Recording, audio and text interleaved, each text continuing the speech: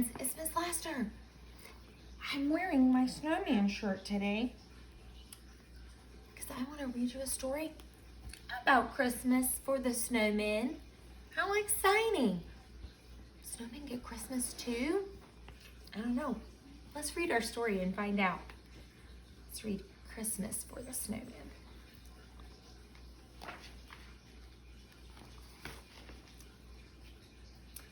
It was Christmas Eve and bitterly cold.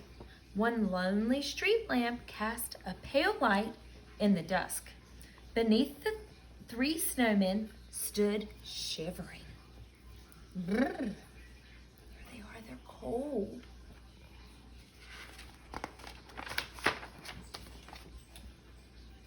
It certainly is cold tonight, said Jimmy, adjusting the pot on his head. Yes, sir, it certainly is cold, echoed Jack. Junior giggled. You have an icicle on your nose, Jack, he said. You look so silly.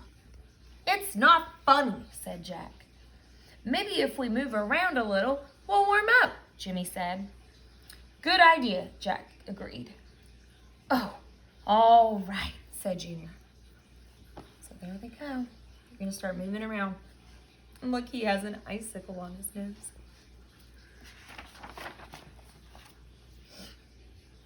Jimmy headed off, the pot on his head, jiggling with each step he took. Jack and Junior followed him.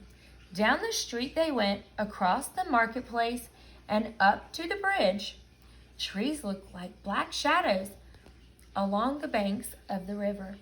The moon cast a silvery glow on the ice. Beautiful, said Jack.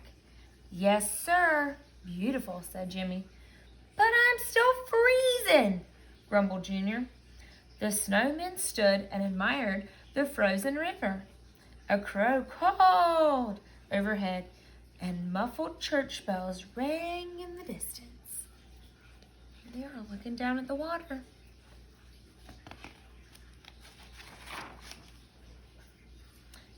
Why are the church bells ringing? Asked Junior. Because it's Christmas Eve, said Jack. Did you forget? Of course I didn't, said Junior. Who had forgotten? Listen up, said Jimmy. Why don't we go to church too? We could join the choir. We could join the singing. Jimmy led the way. A warm beam of light shone through the church windows. Jimmy smiled happily as he pulled open the big door. Eagerly, the snowmen tried to push their way in, but the church was packed with people, and there was no room for them. We're too late, Jimmy said sadly. Yes, we're too late, Jack agreed. Now what? Asked Junior. There were all the people.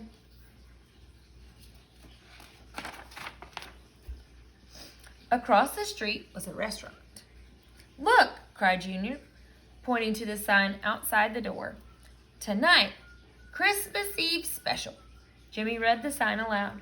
Come on, let's go in, said Jack. I'm starving. Jimmy, Jack, and Junior marched into the restaurant and sat down at a table in the corner. There was Christmas music playing. The host was telling stories, and the guests were all laughing and having fun. Very nice, said Jimmy, taking off his pot. Yes, sir, very nice indeed, said Jack. And there they were. They're sitting in the restaurant.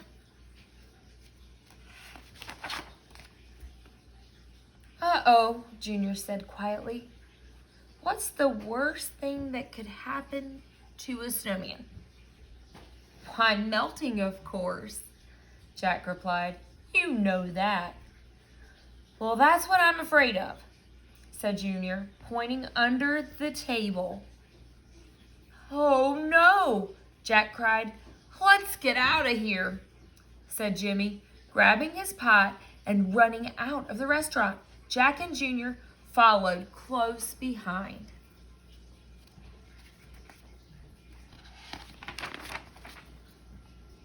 Soft lights glowed in all the windows.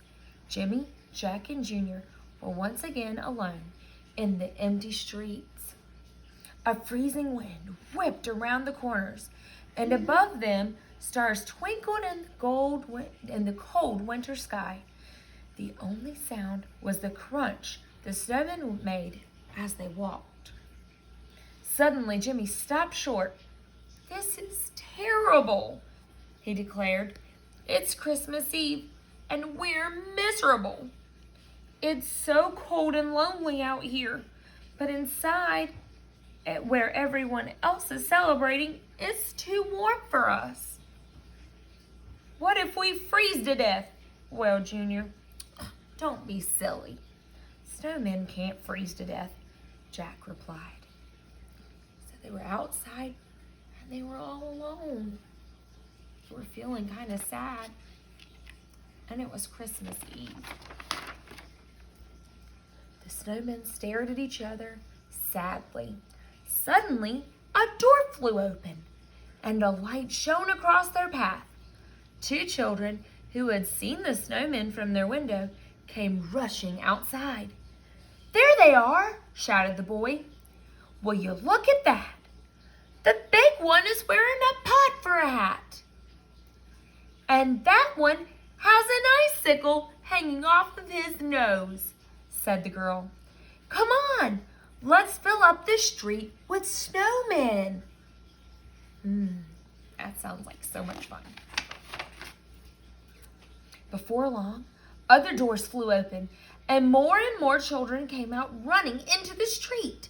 Tirelessly, they rolled snowball after snowball, ran to get carrots and straw hats, coal for the eyes, and giant pots and buckets.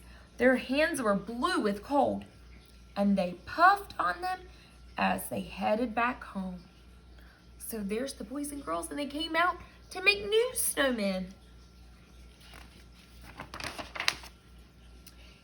Now there were 20 snowmen on the street, smiling at each other.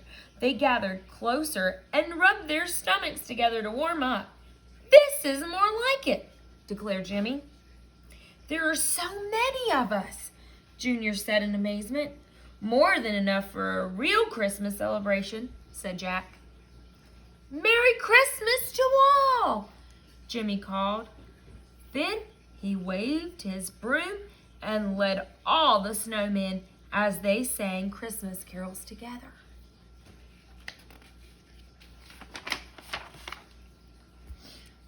Suddenly, very quietly, it started to snow. First, just a couple of flakes drifted down, but soon the air was filled with swirling snow. And all the snowmen laughed, danced, and made merry long into the night. Look at all those happy snowmen.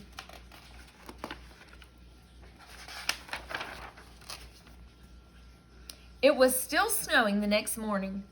Children rushed into the street calling, "Merry Christmas!" They built more snowmen. Then, with Jimmy, Junior, and Jack standing happily in the middle, they all joined in the snowmen's Christmas celebration. And that is Christmas for the Snowmen. I hope you enjoyed this book, and we look forward to seeing you soon, friends. Bye!